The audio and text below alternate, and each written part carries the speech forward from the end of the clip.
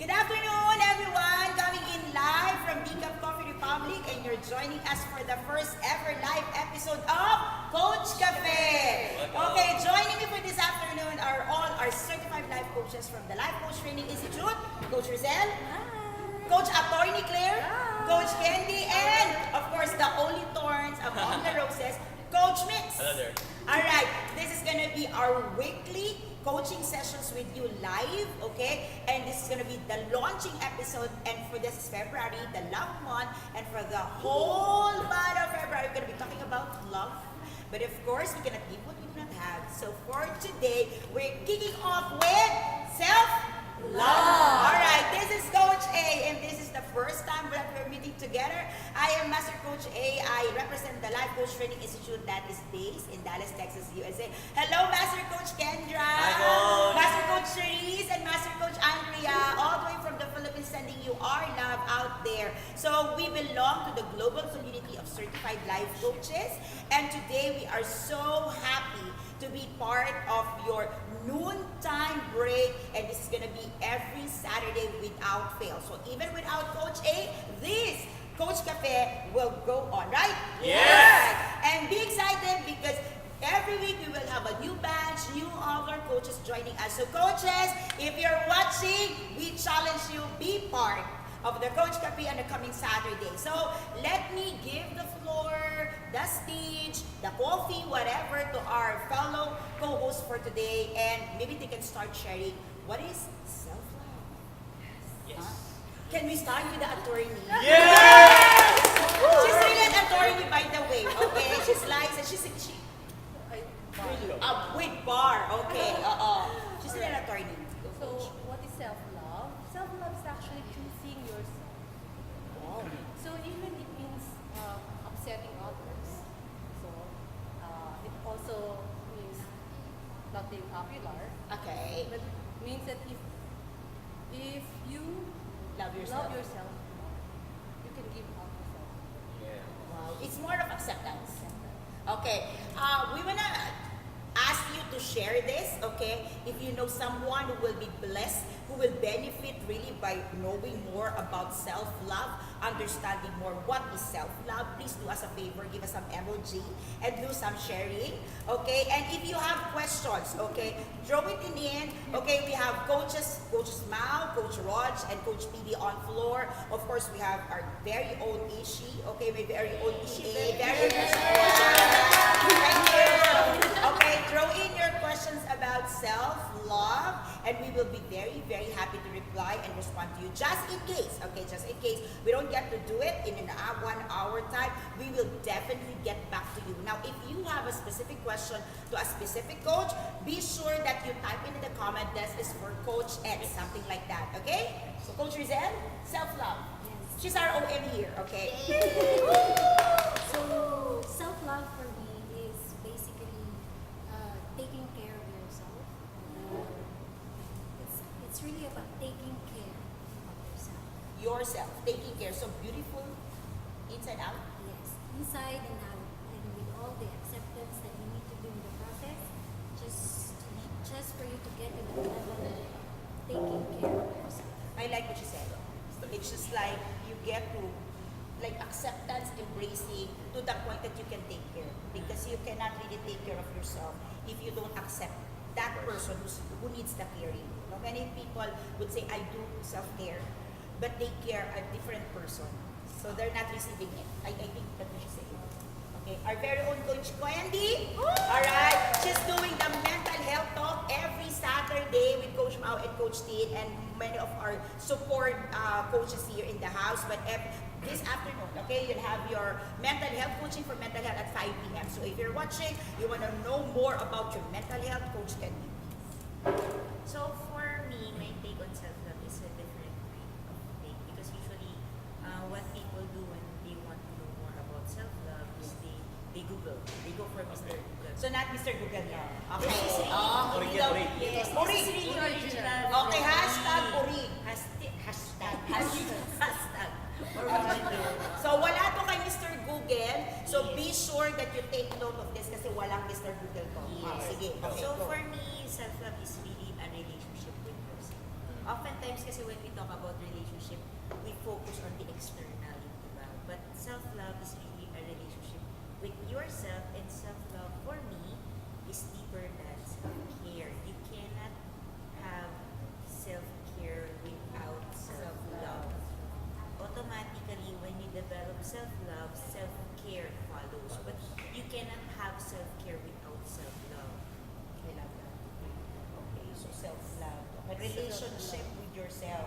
Yes. The problem there or the challenge will always be how to have a relationship with the self that you don't know.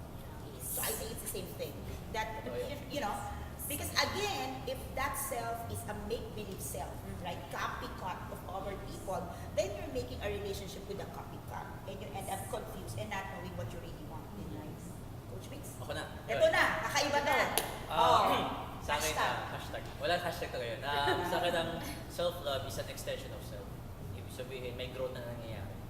Kasi, An yes, emergent diba? of something greater. Yan, kasi, hindi Sa pwede dahil ano lang eh. Hindi pwede manunok, puro, makikinig lang ako. hindi na puro alaga, yan. Okay. Yan, hindi na yan. Self-care nga, magpapalo yun eh. Pero, dapat may mga breakthrough din sa sarili mo, di ba? Alright. Na whether it's through adventure, whether it's through travel, or experience, you force a new job, career, mga ganyan. So may level up. Yes, may level up. An extension eh.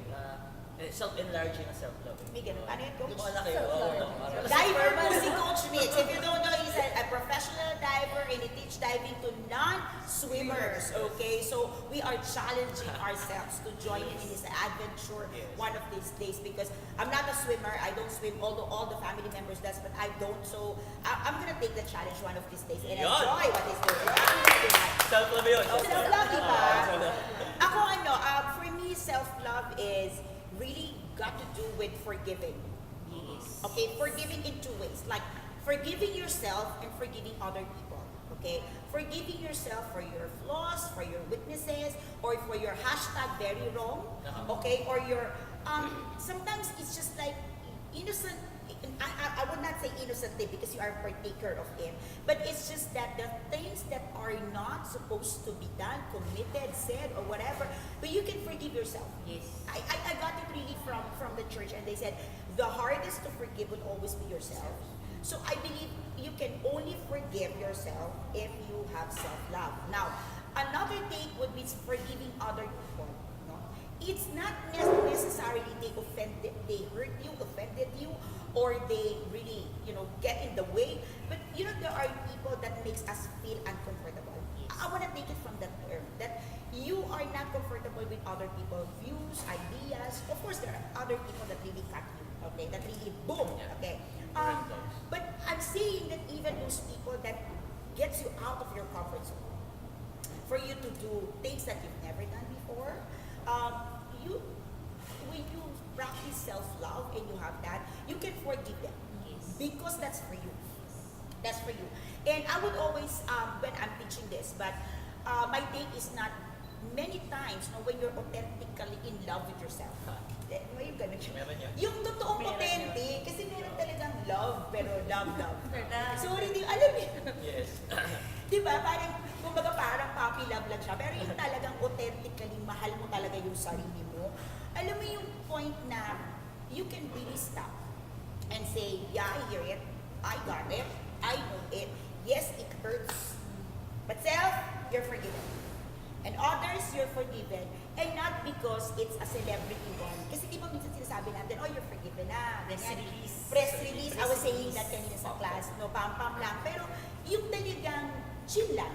Pero don't get me wrong ha, when you forgive, masakit pa din yan. Don't get me wrong, masakit pa din yan. Kala niyo madali yan. Oo. Baka sabihin nila, sabi ni Coach, hashtag Oo, di ba? Hindi. Pero, kasi this is where it will lead you. The moment that you authentically, genuinely love yourself, you can forgive yourself, you can forgive others, any miscommunication, to me, is no longer a miscommunication. I'm teaching this it's not miscommunication, but lost in translation. Kasi miscommunication is just like really a mismatch, like you're communicating A and she's receiving X, and you say, we're having miscommunication. I would say there is a loss in translation. Like maybe it's like you are saying A and she is really receiving A, but the way she would respond is in a matter of X. So it's a loss in translation. Like, for example, we take this as a mat, right? And since we know that this is mat, this is ceramic, if I drop this, the coffee will spill off and this is gonna be broken, right? However, if another person can see that this is not a mat, but a ball, like for some other Rubber. reasons, Pareho. rubber ball, right? It's the same thing. Okay, so what happens with the ball? You drop it, right? And you make play. And then you say like, why you drop it? It's because it's a ball. Alright, it's a loss in translation. Now you can only, get to, when you are forgiving already, those loss in translations, you can easily decipher it. And eventually, if you are okay, it's hurting, but you say, okay, it's a loss in translation. What do you do? I mean, the next thing to ask us is, what do you do? Which I'll go back to you later on. Like, what happens when your self-love is violated? To me, if it's forgiving, what do you do? Simply allow the peace to come in. In my case, when that forgiving, when that, really gets violated, to me, it's always, let the peace, and hahanapin talaga ng brain ko, nasaan yung peace. And at times, okay, silence will really do wonders. Because, especially when it's self-love, honestly, you really cannot communicate it. Yes. That's why I'm really great that you're able to take the challenge and try to, we're just trying to expound how we feel it. But truth of the matter, self-love, hindi yan talaga na i-press release. Okay? Yes. So, what happens, no? Okay, like maybe if they're watching, if you feel, by the way, I might forget lang, yung self-love, it's not really crossing everyone's neck, face, just to love yourself. Yes. Kasi yung ibang tao, mahal ko sarili ko eh. Wala Bahala ka sa buhay mo. I mean, kung nasaktan kita, tama ba ako? Yung parang, kasi mahal ko yung sarili ko, keber, yung gano'n, no? So, I'm putting it on the, on the right context. That, ito yun eh, I got it from my husband. Sabi niya, self-love is expressing based on your true nature. Yes. Galing, di ba? Siya yun eh. Nasa klase ka. Like, your true nature as a person. Not your true nature, not your nature of pride. Not the nature of ego. Not the nature of arrogance. Kasi that's not our true nature. Ano ba yung true nature mo? Mabait ka eh, di ba? Coach, mabait. Yes. Yes. Okay. Oh, lovely, di ba yung ganon? So doon ka daw I got it from my husband. My husband is psychology, philosophy, and theology. It's a combination, okay, with the mental, the intellect, and of course the moral and the values. He said it's coming from your real good core.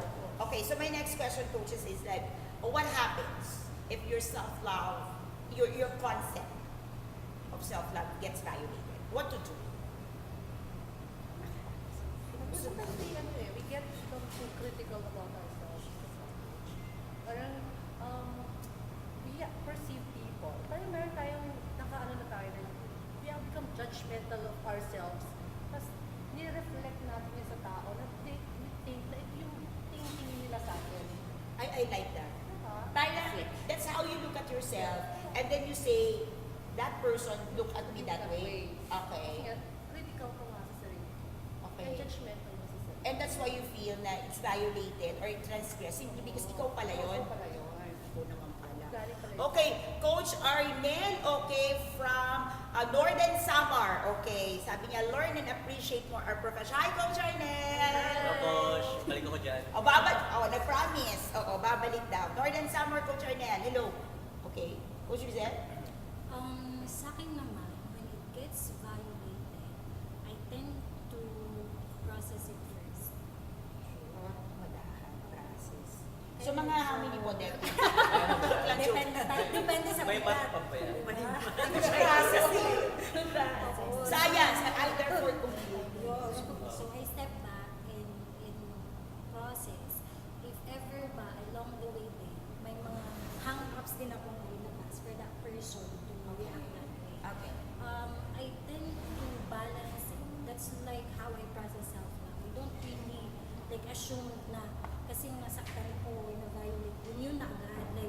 Kailangan kong i-ano agad yun. Arrest. I-arrest agad. Pinaprocess ko siya. So, mayroon ba akong ginawa na this way. Na kung wala talaga akong Ginawa, habit, oo. o like clean cut talaga, I let go. And she is so good at that. Letting go. Sorry. Letting go. Ay, Letting go. napakagaling ni Coach Wow, Rizel siya. expert. If you are in the process of really finding yourself, the how of letting go, Coach Rizel. How to let go. Oo, yung ganon, yung How to. how to move on, how to let go. Hi, Toffee! Gusto kong umakyat dito. Okay. Okay.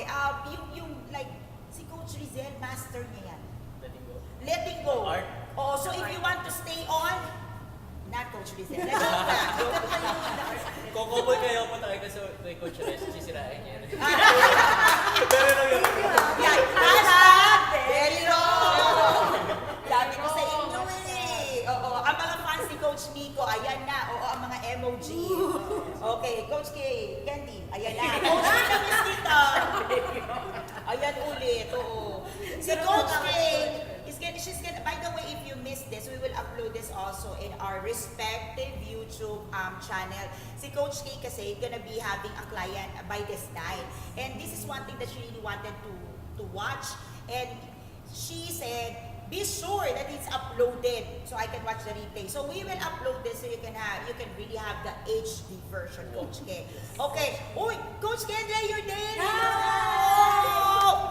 What do you do when your self-love is challenged? That we're trying to answer now, Master Coach. Like, what do you do when it is challenged? What do you do when it is violated, when it is transgressed? And she said, process. Process. And if she couldn't find anything, move on.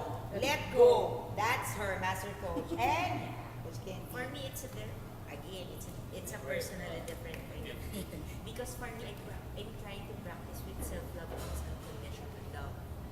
And with unconditional love, The condition.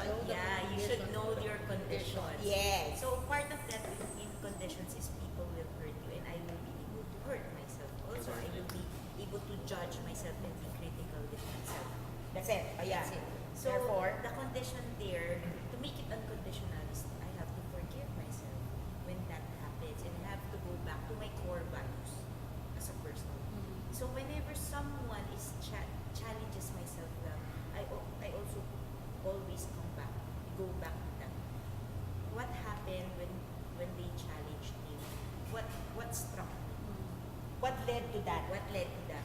So with that, I'll just go back to forgiveness. What are my conditions? Yeah. Because if I don't know my conditions, actually, what people challenge is your conditions. Okay. For me, that's how I process it. It's your conditions that people It challenge. is the condition. It is the condition. Okay. Of expressing yourself Yes. love or doing yourself love. Yes. Okay. And for me, the Interesting. practice of self-love is the unconditional love. So I will intentionally choose to go beyond the conditions, because your self-love will be the love that you will be giving out to other people and extending to other people. So it's also a reflection. Okay. If other people reflects what they see on you, you don't have to reflect what they reflect. You can reflect the love that you have for yourself, and you extend it towards them. Maganda yung sinasabi niya. It's beautiful. If I got it right, Coach Candy, she was saying like normally, when somebody attacks you or somebody challenges you, okay, that pain, that hurt, that anger, whatever that you receive, you reflect it back, right? That like you respond according to that, okay? What she's saying is that because of that self-love, she knows her conditions of, taking care of herself. She will reflect what she got. Okay, so it's not like what I got from you, I reflect it back. It's like what I have, I'll reflect it to you, no matter what the condition is and whatever. Is that what you're saying? That's very tough. But I think if you're able to do that, the world will just be beautifully a better, not just a better place, but I think that's the way we will be able to live our original design of peace, harmony. Like people can just accept, not your arrogance, but really accepting that everyone is a work in progress. Yeah.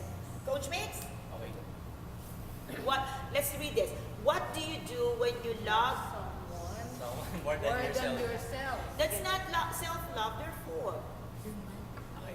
Babalik kita. Kaya niya yan. Sige. Sakto. Oh, She Sagutin is mo muna. very excited Okay. to respond to that. Yes. Coach Rog, sasagutin niya ni Coach Mix. Okay, Yes. wait lang tayo. Okay. Edley, okay. Sige, Okay. babalikan ko yun ha. Relate ko muna yung Sagot mo, Self- Coach. sagot ko dun sa ano. Kumbaga similar kami Coach Kenny. In the Okay. sense na there are conditions. Okay. Actually, pagka na-violate yung self-love, gusto ko siyang ma-detail. Ano ba yung nababiolate? Is it one of the basic rights? For example, is it my right of privacy? Ay, okay. Ayun ba yung na-violate mo? Okay, okay. Is it my right to be trusted? Okay, okay. Ganyan. Is it my right to be me? Yung mga ganyan. Kasi Your yung mga- values. Yes, yes. Yung mga basically Who the you values. are. Kasi when I enter in a relationship, there's an agreement eh.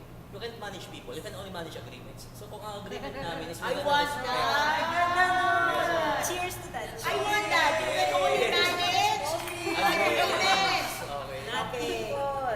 Umayos. I got it. So, Gawin yung ko nga. clarify ko, di ba? Ano ba yung na-violate specifically? Tapos, doon kami magre-resolve. Hindi yung i-explore mo na, hindi na ako mahal nito, ganyan, na-betray na ako, mga ganun. You focus first on the ano The ba yung issues. specific o the issue. Kasi baka ma-resolve on that level lang.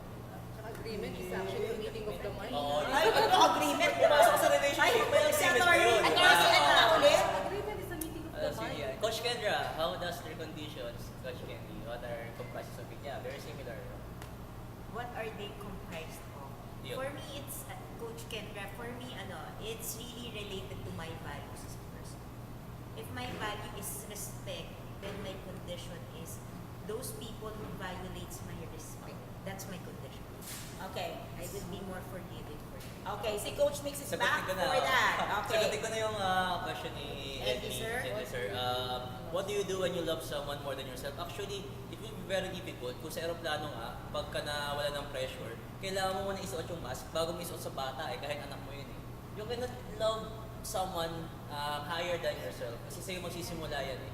Okay, kailangan mo i-secure muna yung self mo, saka ka lang makakapagbigay ng meron ka. If you don't have self-love, you cannot love somebody else. Yeah. Ayun yung para sa akin. Tsaka if I may add, kasi diba, even if you get the land with the best partner, but if you don't have that inside, What do you give? well, you don't have Yeah. anything to offer eh. Yeah. Kaya nga, self-love is actually an inside job. Yes, yes. So, So, yan. inside job.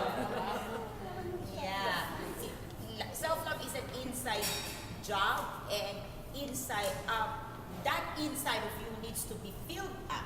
So only then can you really love truly, fully, completely, and beyond conditions. Because if you are half full, okay, you get to a relationship with full or half full as well, what will happen to the relationship? That's why I get wrecked. In my case, when it's violated, when it's challenged, my first response, okay, is I get to my safe place. Immediate, okay? I think a portion of this I really got or strengthened from Coach Kendra, okay? And what is that safe place for me? The safest place for me is where I am best loved Yes. by other people. It's like this, okay? Like your self-love is already being challenged, right? So if you go to people or you go to a space where there are more challenges, what will happen to you? So to me, it's more of an emergency mode. All right. Right. So because I have also my mental challenges, so to me, very practical. Like I go immediately to my safe place, and that's where I am loved. Like my family, the people who understands me, and of course I have my master coach Kendra. She just helped me so much. Sister, thank you so much for doing that. And from there, you start processing based on your values, based on like what are the conditions of love that you feel like, oh, it's being challenged. I got what you said. Like, what are really being challenged? Because sometimes when you're tired, when you're hungry, or you're irate, or you're agitated by different, some people are really bad when they're so hungry, right? Okay? From hungry to angry. Hungry, okay? So, a lot of things happen. So, immediately to me is like run immediately to your safe place. Like, I'm sure. grab as much as like I know this person loves me, okay? Or this, of course I have my tribe, but you've got like people like, hey, I just have to feel that I am loved, I am secured, and I start processing. Because if you start processing things in an unsecured space, Oh, that will be the regret that you would have. Because this is what many people does, okay? When you're challenged, okay, you start bluffing words. Like, you start da da da da da da da because you want to vent out. And venting out with the wrong people, when I say wrong people, not bad people, right? The people that you are not comfortable, the people you are not feeling that thing, okay? So, it's not gonna do you good, alright? So to me, it's just like, because my energy, by the time my energy would be low, low, low, because it's being challenged, run to my immediately safe place. Then start building from there. Alright? So, most of the people question, okay? I think the question that they ask is like, what do you do if you love someone more than you? Okay. I want to go deeper than that and ask, how do you really know that you love that person more than yourself? Okay? Because, like, How? okay, we have guests, we have coaches on the house, okay? Like, how? Really the how. You get my point? Like, I always get that from clients, and they say, what do you do when I love someone else? Like, how do you know that you love that person more than yourself? They said, like, I give into their demands. I give, you know what? You can do that for your boss. That you sacrifice your family for your boss, but you don't love your boss more than you. Hindi That's siya just, proof. yeah, to me. So, what do you think is that? I mean, how do you respond? That's my question. Like, how do you know? Okay, Coach Mix, simulan natin from here. Naman. Yeah, Okay. how do you know that claim or statement is true? That you love someone better more than yourself? I have to apologize, hindi pa ako umabot sa point na ganun. Oh! Di ba? Sa akin talaga, dadaan mo na doon sa atin, sa self. Coach, is it possible, Na? tingin mo, from your end lang, is it possible for someone to get to the level na mas mahal niya talaga yung ibang tao, that, the person loves more or someone else more than himself? Sa'yo lang. Yeah, so for me, aabot siguro sa point na magre-risk ako ng safety ko, ng security ko. Halimbawa, kailangan kong gawin tong bagay na to, di ba? Para to help, okay? For that person, for example, she's dying, diba? Para I need to reach out. Yun, I will extend myself and I will risk myself in order for that person to survive, di ba? Yes. Pero yung totally to give up the whole me, parang ganun, para hindi ko na nakikita yung sarili ko na aabot sa loob. So no. Sa'yo, no. Coach K, hindi. Before I thought It's possible. it's possible because I thought I was doing it. But honestly, right now in my space, no, when I've learned of self-love, no, because you cannot give something that you don't have. It's more of, maybe it's a reflection of how much you love yourself. That you are willing to love others. Yeah. Syempre, if you compare it to others, the degree is different. Your degree of loving other people may be different. Then other people might say that you love another person more than yourself. But it's only really you who knows how much you love yourself. But for me, it really can't happen that you love someone more than you love yourself. So it's no also. Coach Rizal? No also. Okay. Kasi nare-reflect ko siya every time kung ano yung level of the loving that I feel or experience. Nare-reflect ko talaga siya like sa mga tao na nakakausap ko or with the team. And then at the same time, when depleted ka, hindi mo not able to process it. Yes. Ganun din for some reason yung nare-reflect mo sa mga. So it cannot go beyond, above and beyond. Okay. Galing go beyond, Above and Bakal ko yan, ROM! kaya. Parang buzz na rin like I like how it sounds. Parang okay. Parang hindi rin. Hindi rin. Attorney, so from the legal point of view, Hindi, kasi ito. from the agreements, coach, For the agreement, sa akin, hindi rin. Kasi, before, I thought also that you can love someone, especially when my son was born. yes. Diba? Talagang sobrang mahal. But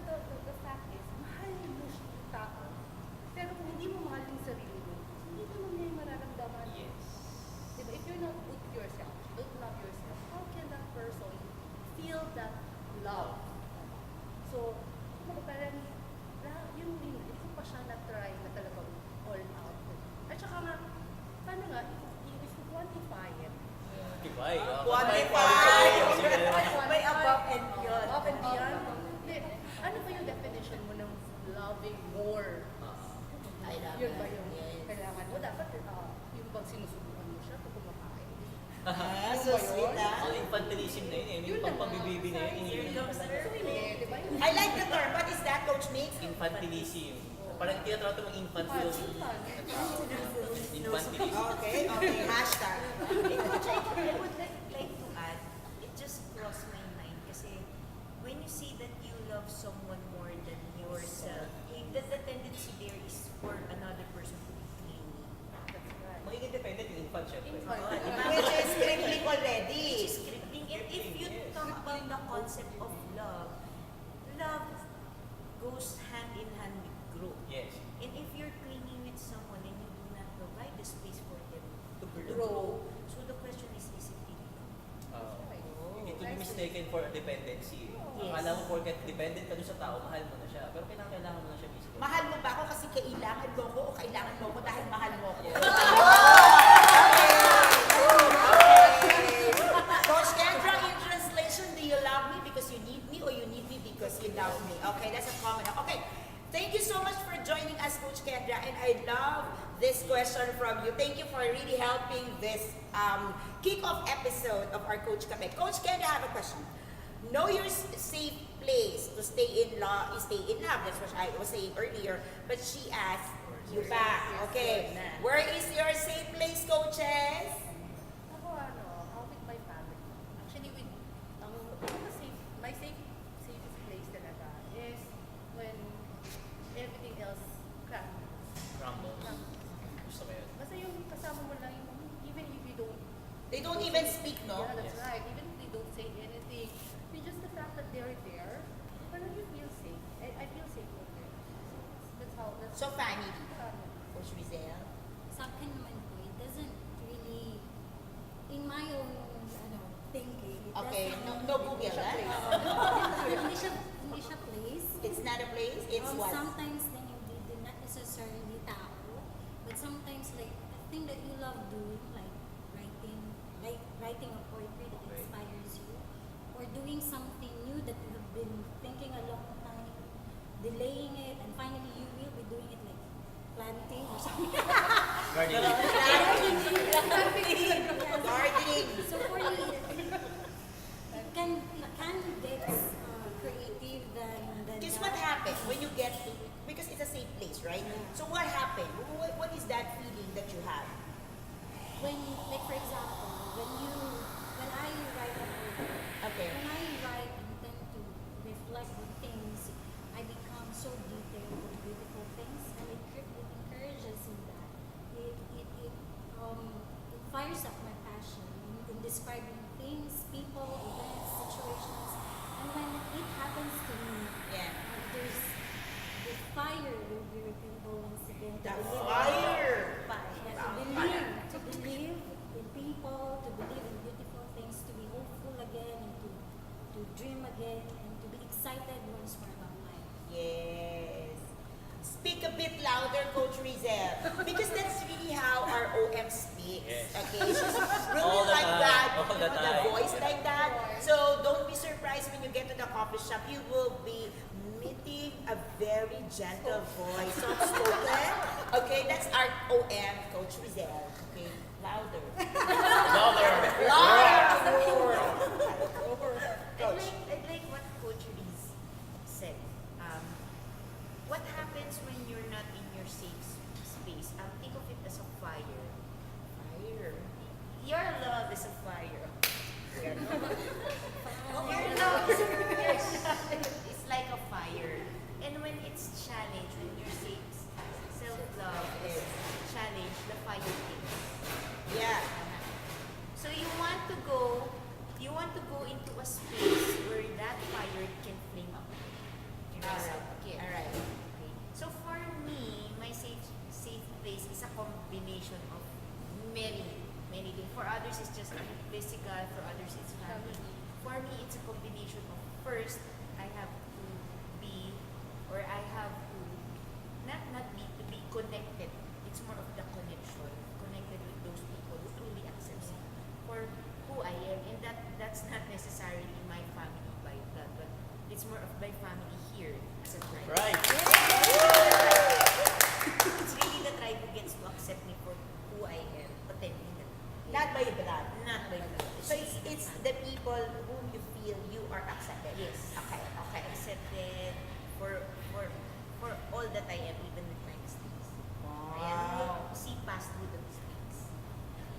then the second is the space. Really the space. For me, I live alone, so in my condo, and in that space, It's a physical yeah, space. physical space. In the physical space, I have to have nature with me, so I have to have plants. I have Gardening. Yes, my plants, my gardening. Wala talaga. Yes. Gardening or condo. Okay, go for Because plants have energies. That's really true. Yes, they have positive energies, and in moments that your self-love is low, the energy is low. So I have to pick it up. Yes, yes. And then the next is I have to recenter myself. Yeah. So to really just go back to my space. In space it's more of the dimension. Wow, I love it. It's really It's really wonderful. Now we're talking about dimension. And we're only Di ba, ato rin dimension yun, ha? self-love. Really the self-love moment. Gosh, self-love. It's really going back to your center. Meaning is you being on the present moment. Kasi now. Yes, Present. yes, yes. It's important Yes. to be in the now. Okay. Yan na. Ako na, yun. So, for me, it's always, you don't have to be violated, you don't have to be transgressed.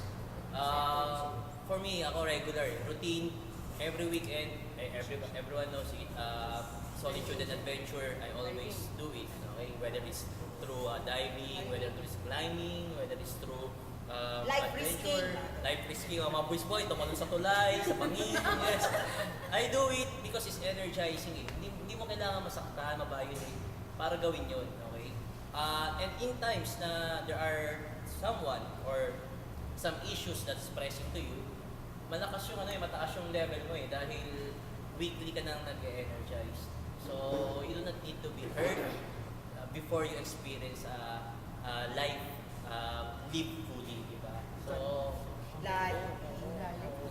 you do not need to be hurt, di ba? Kailangan yun. It's like saying, don't wait until Yes. you get hurt to get to your safe Safe place. place, so- I think I want to say that don't wait until you go back again. So it's like it's supposed to be really part of your routine, Yes. okay? That you go back to your safe space, okay? To be recharged, to be nurtured, to be recalibrated. Yes. To me, my safe place, I said that like I can just go back to that place and I can reconnect. That's what Coach Candy was saying earlier. Reconnect to my Creator, reconnect to my spirituality, reconnect to my values. It's just really quickly reconnect. And normally I do that in between, not really the physical space. So it can be my room, it can be the restroom, but it's just like getting that, okay? But in case of emergency, okay, I needed to be with someone, all right? Well, I'm really blessed with a tribe, okay? And I agree with Coach Ken. You know, it's really great if it's really people by blood. It's really great if it's really your family, okay? All of us wants that, all right? But there are times that it's not accessible. There are times that it's not possible. At times it is being challenged as well, our relationship with our family. So it's really great that you create that space wherein you are really accepted. That's what she's saying, okay? And so for me, my safe place is where I can just cry and my ears will just flow, and that's more than enough for people to understand words that I cannot convey, right? Or like in the case of Coach Kendra, of course she doesn't see me most of the time, but with her it's really beautiful, okay? That she's one person that, like, you know, when you work with a coach, I think this is something, okay? Not only with Coach A, with Coach Kendra, but here's the thing, okay? This is for everyone. When you get to work with a coach, all right, you get to work with someone who really get to understand the words that you convey, your actions, your thinking process, beyond words, beyond explanations. I really don't know, because I'm also like surprised at times when I can draw from my clients how things are, even virtually. That's why I'm about to teach now virtual coaching, because I realize Coach Ken is doing a magnificent job with me. Like I can find ready refuge, and like yesterday we were in exchange and I told her I will try to convey what I can, because I feel there are words that I couldn't. You know that feeling that you're so drawn and like, how can I express it? And this woman, like, oh, of course, she's my soul sister, but you when you work with a coach, I think that's what you normally get. Yeah, that we get to establish that thing, that space, that connection with someone, okay, professionally, not by blood, okay, not really by, alam mo yun, hindi siya miserable for you. But don't get me wrong, okay, working with a coach will always be very challenging. Trust me, okay? I'm doing, I'm having my, today is our day 2 for life coaching certification, batch 16. Okay, we will have the graduation tonight. And earlier, one of our coaches said, coaching is like really connecting. You know, number one, she said, coaching is very challenging. Yes. It is connecting with your inner core, with your inner self and all. And she said a third thing. Only by then you can make the commitment. Which is, coach, that's practically our care model, right? And it's working with a coach. That's how profound the profession is. That you enter to a space, to a relationship that you know you are very secure. And the profession itself calls for it. I think because we are married to our profession. Alright? And as you said, you are married to something with contracts, with agreements, with details that is very clear. We can, receive it here and our hearts can understand. And I think that's what makes it very profound. Alright. Now, we're down to our last 10 minutes. This is gonna be like 1 hour. So I'm sure you don't want to miss this again next Saturday. Next Saturday, we're coming back with love and relationships. Okay. So if today we're talking about us, okay, next Saturday is gonna be very, very exciting because we're gonna be talking about other people. So we're not yet done. Okay, we still have 10 minutes, but in preparations, okay, if you can send a message to the Life Coach Philippines, what are the things that you wanna learn here, okay, for next week, next Saturday episode, where we're talking about relationships. Okay, relationship matters, okay, because love matters this month, so self matters. So next Saturday, we're going to be talking about relationships, okay? So be it with yourself, okay, today, then the next would be relationship with others, biological relationships, okay, romantic relationships, halain mo, romantic relationships by next week. Okay, now, coaches, let's give them this really something beautiful for our audience. I wanna give them something to ponder. Okay, like what is one powerful questions we can throw and ask our audience, our viewers right now that will keep them thinking. And that will keep them missing us for the way. By the way, okay, we can easily be found in, you can easily catch us here at Decaf Coffee Republic. We're located at the 2nd floor of Pioneer Street Market, inside HMR parking compound, along Reliance Street in the city of Mandaluyong. We are just across TV5. Okay, so when you get TV5, it's on the right side. We're on the left side with a big and a huge parking lot. Just get inside in, and you can find our coffee shop at the 2nd floor. Any time of the day, as long as we're open, you will really meet a lot of beautiful life coaches, certified life coaches in the house, okay, trained by the Life Coach Training Institute with our master coach, founder, and CEO, Lakendra Smiley, right now watching. Coach, thank you so much. Okay, and I want to end, okay, let's end with a powerful question. Is that good? I'm going to start, okay? My powerful questions or my impactful questions to all of you is this. What is your negative story about yourself that is hindering you to love yourself fully, completely, and genuinely? Let me repeat What is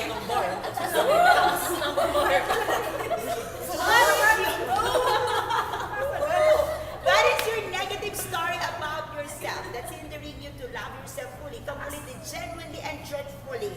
Okay? I want you to really ponder on that. What is that negative story that you have? Okay, so ano na?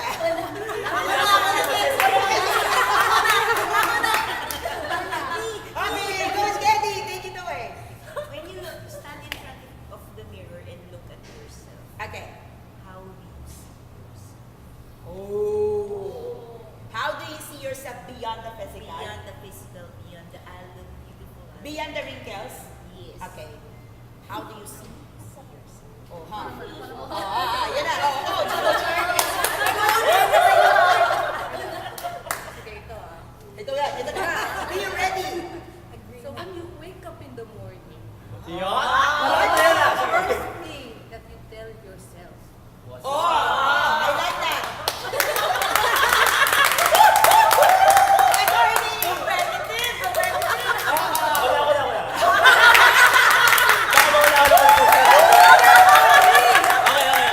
Sa akin to, if the world is gonna end today, world,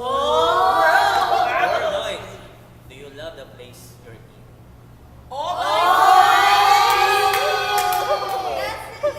Oh my goodness! Wala na! You made it! Gusto lang tayo.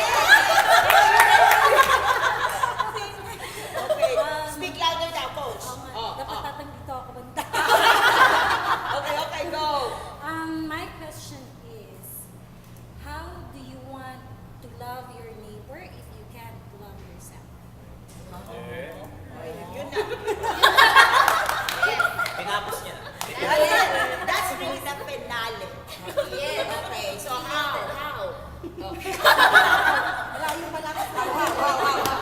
Wow. Okay, so let's just do a recap from Coach Mix. The question is? If the world is gonna end today, do you love the place you're in? Right now, at this moment. Meaning your choices, your options. Where are you right now? What are you doing? Who are the people you're with? Who are the tribe? Is it What are worth you it? doing? Is it? I think that's it. Is it worth it? Because that's gonna be the final glimpse. That's the final glimpse of the world you're living in. That's you like it. All right. Wow. Tatay would begin. Okay. Yeah, that would say like what if tomorrow never comes? Yun na, di ba, Coach Candy? Stand in front of the mirror, look at yourself, and go beyond your physical self and ask yourself, how do I really see? Oh my goodness. Okay, we will have to end with that question. Are you living or existing? Yeah. That's a question.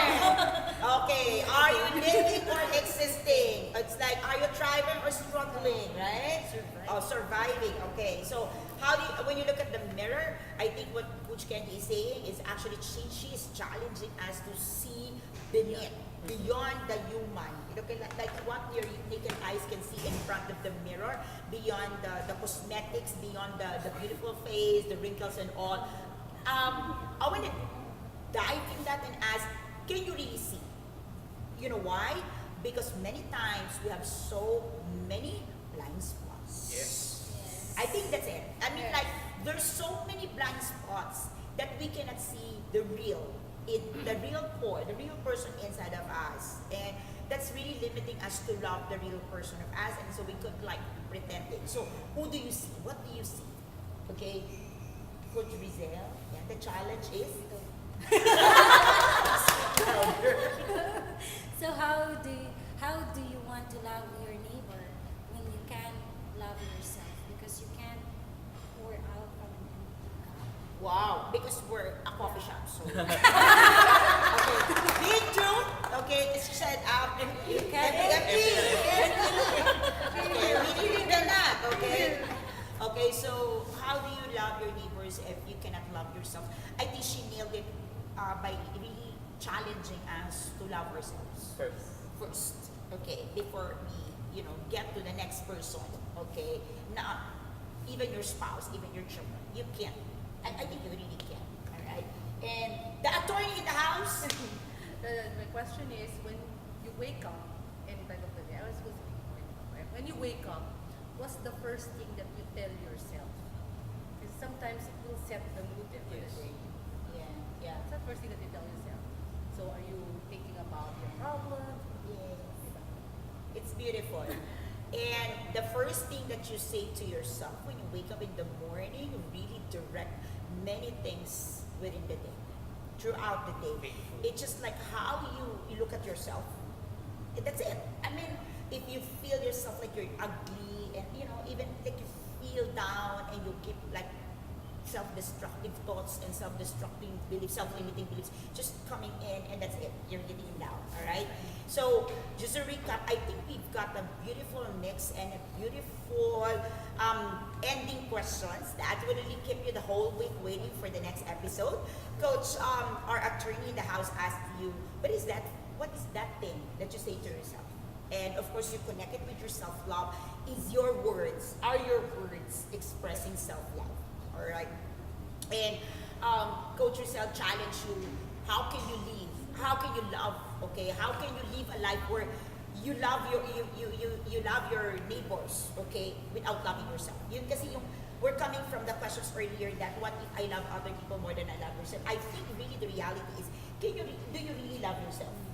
Okay, so you cannot give what you don't have. You cannot pour from an empty cup. Okay, and of course, Coach Candy is challenging you beyond the mirrors. Okay, because after you wake up, you brush your teeth, you take a bath, you look at yourself. Okay, complete package. Okay, beyond all the clothes that you wear, okay, and everything is that.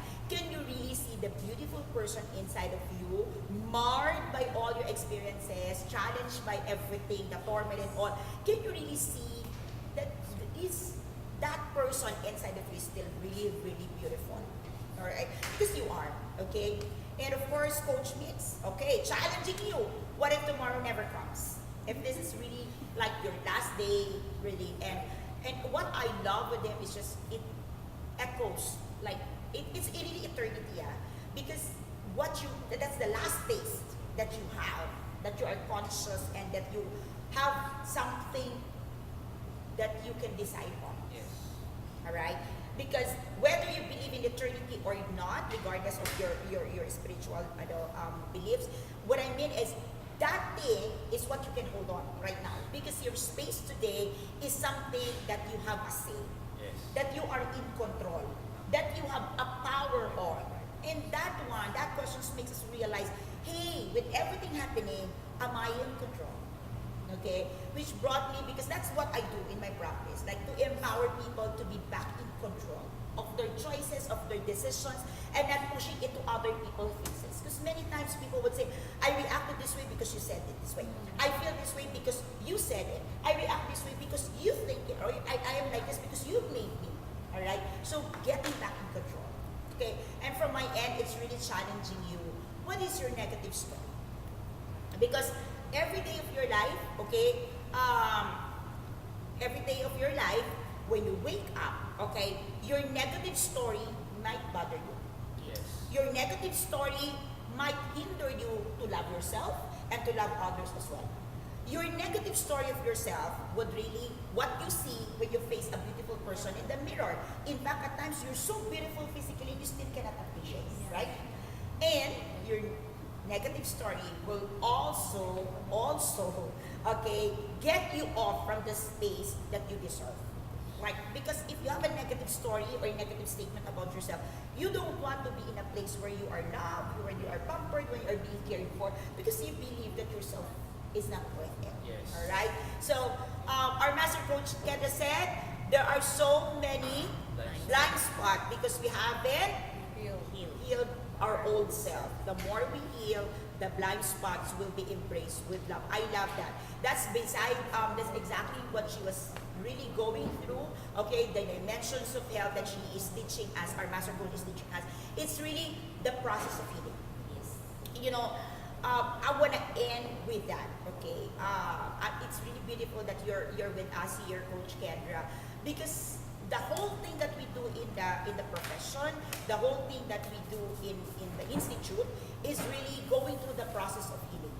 All right, healing starts with ourselves. Okay, because as we love ourselves, we know we need to heal. Healing our relationship with other people. Okay, and in the process, they start healing as well. Okay, she said she dropped a very powerful, Coach Kendra dropped a very powerful message to me yesterday. She said, "You are all healing beautifully." You know what? That's where I'm coming when I said forgiving heart. You know, that's where I'm coming from when I said earlier that self-love is having a forgiving heart. It's because a forgiving heart, okay, is a healing heart. You know, you cannot forgive if you're not healing, but you will not heal if you will not forgive. It's a flip-flop, okay? So, Why do you forgive yourself? Why do you forgive other people? Not because of any celebrity status or celebrity statements, but because we are all works in progress. We all need to heal from our old self, okay? Which now we know does not define who we are. That's why life coaching speaks of the present and the future. We need to heal from our memories that, continue to put that really in chain. And in the process, the beautiful you, the beautiful us bring out in the open. I also said that when we are empowering other people, coaches, okay, eventually, in his perfect timing, the beautiful version of that person will really just come out in the surface. Naturally, you don't have to really peel it off. You don't really have to push people. You don't have to say that you're not authentic because you're not saying it. No. Because healing and the coming out of the beautiful thing will come naturally. It's like the butterfly and the caterpillar story, right? Or the story of the chick inside of the eggshell, right? You just don't crack it because you believe it's time. It's like also a child in the embryo that you just don't say, I want the child. No, you needed to wait for 9 months, okay? At the end of the day, coaching facilitates life in progress for the beautiful version of you. As we heal in the process, we can be expectant, we can be trustful, and we can be in faith that in time, the beautiful you will just be an open. It's just be a matter of time, and you will start realizing that what matters most is love. Yes. Good day, everyone. Thank you for joining us for that. People, thank you so much. We look forward to having you again. Join us again next Saturday, 12 noon to 1 p.m. Saturday here at Coach Cafe. Thank you. Have a great